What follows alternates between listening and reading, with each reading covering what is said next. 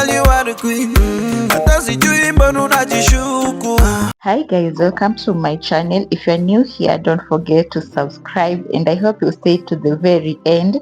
In today's video, we are diving into the art of unbraiding cornrows while keeping your hair healthy, retaining length, and also preventing breakage. Whether you've just taken down your protective style or you are planning to, I hope these tips will help you protect your precious strands. So let's get started.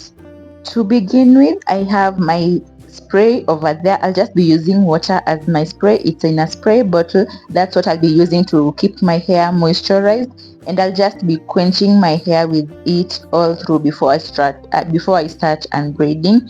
And as you've also seen, I have my knitting needle. That's what I'm going to be using to help during the takedown process. And a lot of the times, as you will see, I'll be using my hands to take down my hair, because using my fingers helps me notice the knots easily. It also helps me like to just be gentle while working on my hair, right? So those are the materials that I'm going to be using. I'll just be using my water spray and my fingers obviously, and just an embroidery pin, a knitting needle, as you can see right here. You can also use a rat-tailed comb or a wide-toothed comb, and you can also use a conditioner as a detangler to detangle your hair while you are at it, because ultimately the main goal is to prevent breakage, right, and to retain the length that we have grown over time. A tool that I forgot to mention, guys, the most important tool that you will need during your takedown process is patience. Guys, if you don't have patience while working on your hair, you will mess up everything. You need lots of patience because you need to go in the strands there, work the knots out gently, causing no breakage or damage. So you need lots of patience. So for me, during the unbraiding process, I usually start by spraying my hair. As you've seen, I've sprayed my hair to just bring back the moisture in there and make the hair manageable, because my hair has been in the cornrows for the longest time and it's dry, so I need to replenish it before starting to work on it, right? So you need the moisture. Then I'll just go in, use the knitting needle or my hand. As you can see, I'm just using my hands. It works well. So I'm just going in there using my hands to unbraid the cornrows. By this step, I can feel everything. I can feel where the knots are, how the cornrows are coming out. I can feel if there's breakage on my hair. I can also feel if I have the split ends and all that, right? So yeah, after that, usually I detangle my hair, but at this time, I'm not going to be detangling my hair right now. So I'm just going to put it back in a twist. This helps also in preventing breakage, because the hair won't curl up again. It will prevent the split knots and all that stuff. So I've just gone ahead, put the hair in a twist and let it just be there in its own section, and I'm going to continue to the other cornrows, as you can see me doing right here. One thing I would really love to encourage you guys is that you be mindful of the knots and the tangles as you unbraid your cornrows or any other protective style. If you encounter resistance, please don't pull at the knot there. Instead, you should apply more detangling spray and gently work through the tangle. This will help a lot in preventing breakage of the hair and retaining your hair length. So guys, just be gentle, and that's why I love using my fingers to work on my hair, because by using the fingers you can feel each and every tangle. But a wide tooth comb or a rat tail comb also works just fine. The main thing is to ensure that you are gentle with your hair and that you apply the detangler or the spray as you go. Another thing that really helps in length retention during unbraiding or just whenever you are working on your hair is to work in sections. This is whereby you divide your hair into small manageable sections. This in turn makes the process manageable, and it will be less overwhelming and more effective in that you will be able to work on a small section, detangle or do all that good stuff in the section, put it away in a twist or wrap it up using a scrunchie, then go move on to the next part. Working in section is advisable even when you are washing your hair or just anytime you are working on your hair.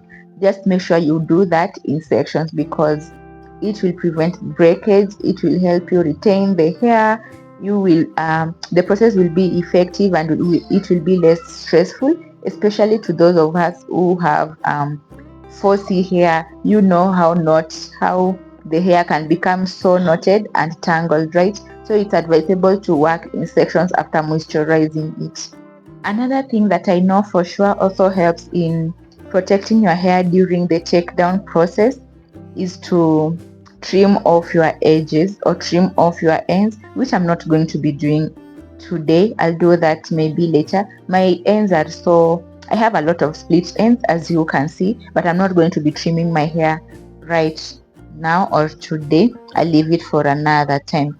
Trimming your hair or your dead ends, make sure that the split ends are taken off, because the split ends, as we know, if they travel along the hair shaft, they will cause splitting of the hair, and that will lead to a lot of breakage in the hair, and that's what we want to prevent, right? So if you have the time or the patience, or if you just want to trim your hair as you go while unbraiding your hair, that's right, that's a plus. You can do that. Just make sure that as you are trimming your hair, you use shears that are specific for the hair, and that won't also cause a lot of snipping or tangling on the hair, right?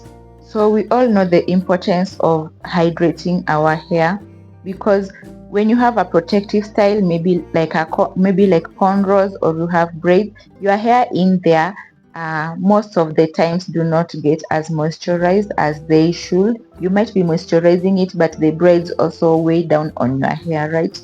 So while unbraiding, you have to moisturize or add in water. You can use water. Water is a good moisturizer, or you can use leave any conditioner to just add in the moisture in there while you are unbraiding them, because dry hair tends to be so brittle, and brittle hair breaks off easily, right?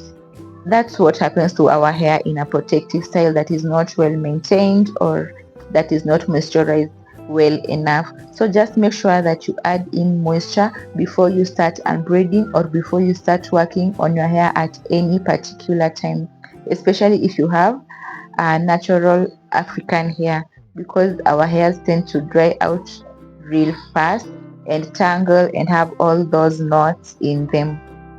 After you have unbraided your hair from a protective style, I would personally recommend that you do a deep protein treatment. You can use any hair mask. I do love using a DIY hair mask. I do make my mask out of avocado, and I use eggs also, and maybe putting some honey in there, because honey is a humectant, right? It draws in the moisture. That the DIY protein treatment that I do on my hair. Protein treatment enables the hair to regain back its strength. It brings back the hair strength, and yeah, just maintains the structure of the hair, and it also makes the hair stronger. That's good for the hair, right? Because after the protective style, we want our hairs to be flourishing and flourishing and flourishing. So that's why I do recommend a protein treatment.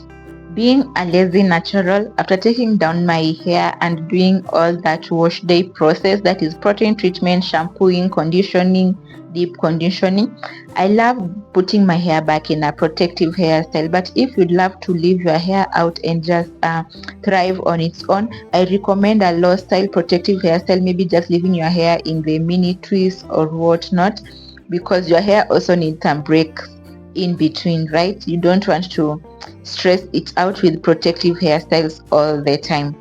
But anyways, you can do whatever works for you. This is just me. This is just how I take care of my hair, right?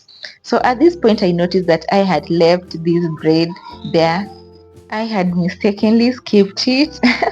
So I just went back and braided it, and yeah, after I'm braiding it, I just do the normal obvious thing, which is just putting it in a twist, twisting it, then leaving it, and just going ahead to work on other sections of my head, as you will see me do. And guys, I do hope you enjoy the video, and yeah, like this video, comment, and subscribe to my channel.